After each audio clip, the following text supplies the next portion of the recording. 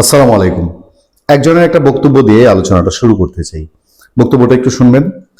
জামাত এবং আওয়ামী লীগ কম্বাইন্ডলি বিরোধী দলে এটার মোকাবেলা করা ভেরি টাফ, এক্সট্রিমলি টাফ। দুটো দলেরই বেশ কিছু জায়গায় মিল আছে। দুটো দলই আদর্শ ভিত্তিক। একমত হন আর না হন, ভালো লাগুক আর না লাগুক, এই আদর্শের ব্যাপারে তারা ব্রেন ওয়াশড। দুটো দলই যার যার আদর্শের ব্যাপারে সুপার সুপার কমিটেড। কথাগুলো বলছিলেন ব্যারিস্টার রুমিন ফারহান। ব্যারিস্টার রুমিন ফারহানা বহু বছর ধরেই উনি স্পষ্টবাদী কথার জন্য বিখ্যাত।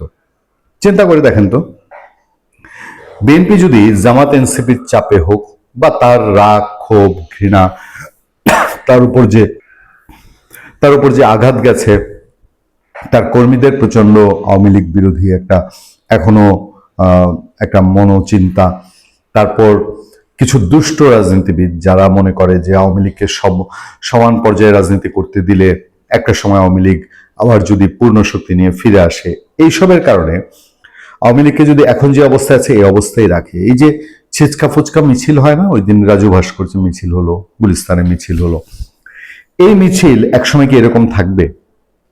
এবং ধরেন আওয়ামী লীগ আসলে জামাত গিয়ে বিএনপির কোলে উঠবে, কিন্তু আওয়ামী লীগ ঠেকানো পর্যন্ত জামাত যদি তার নিজস্ব এজেন্ডা নিয়েও ব্যস্ত থাকে, এই যে সংসদে, আর তার তো ক্ষমতায় যাওয়ার খায়েশ মিটে যায়নি, তারও ক্ষমতায় যাওয়ার খায়েশ আছে।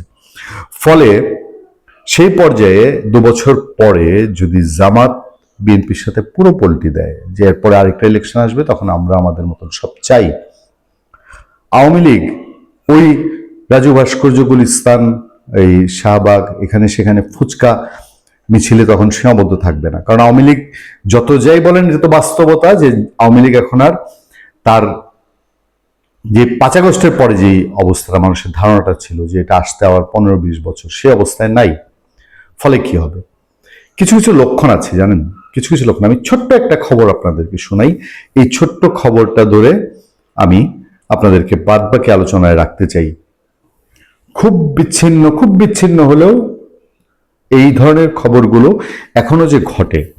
কিশোরগঞ্জের ইটনার ঘটনা। কিশোরগঞ্জের ইটনা এমন একটা উপজেলা, যে উপজেলায় কিশোরগঞ্জের নির্বাচনী আসনে বিএনপি এবার পাশ করেছে, বুয়েট ফজলুর রহমান পাশ করেছে, কিন্তু ইটনায় তুলনামূলক আপনার জামাতের যে ভোট পাওয়ার কথা, তার চেয়ে ওইসব অঞ্চলে জামাতের ভোট নাই, কিছু একটা ভোট পেয়েছে। আর আওয়ামী লীগের ভোট, সেটা ঘাপটি মারা ভোট। ইটনার ভোটটা আওয়ামী লীগের ভোট বুয়েট ফজলুর রহমানের বাক্সে গেছে, কিন্তু তারপরেও সেখানে এই সিচুয়েশন।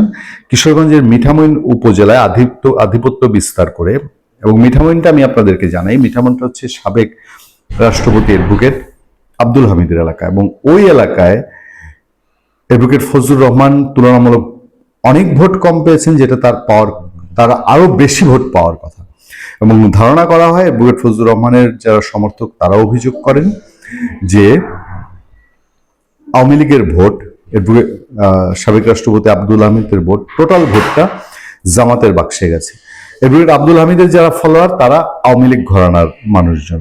কিশোরগঞ্জের মিঠামইন উপজেলা আধিপত্য বিস্তার নিয়ে বিএনপি ও কার্যক্রম নিষিদ্ধ আওয়ামী লীগের সমর্থকদের মধ্যে দফায় দফায় সংঘর্ষের ঘটনা ঘটেছে। এতে উভয় পক্ষের অন্তত 30 জন আহত হয়েছে।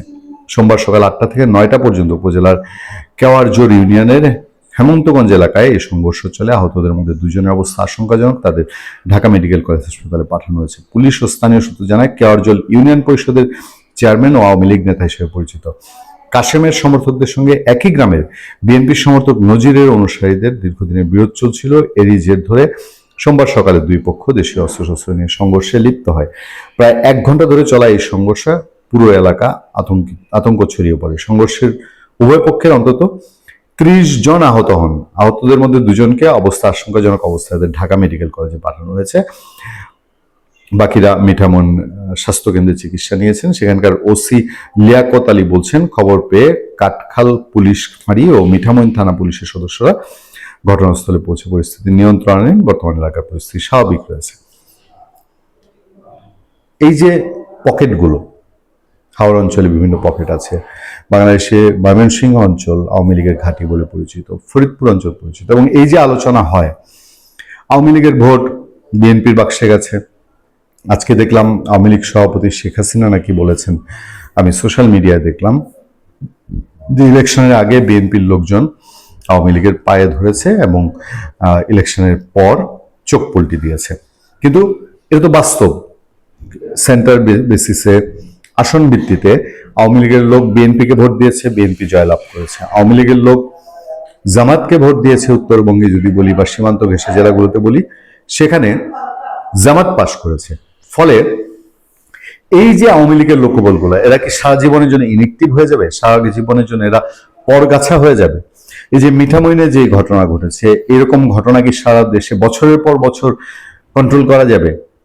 ফলে আওয়ামী লীগকে যদি সঠিক স্পেস না দেওয়া হয়, সঠিক রাজনীতির সুযোগ, এবং বিএনপি যেটা বলে এসছে যে তারা কোনো রাজনৈতিক দল নিষিদ্ধের পক্ষে না, সেই অবস্থান থেকে যদি বিএনপি সরে আসে, তাহলে তারেক রহমান 5 বছর উনি যে ভিশন মিশন এবং যে যেই ডেডিকেশন দেখাচ্ছেন দেশ চালানোর জন্য, এটা কি খুব মসৃণ হবে?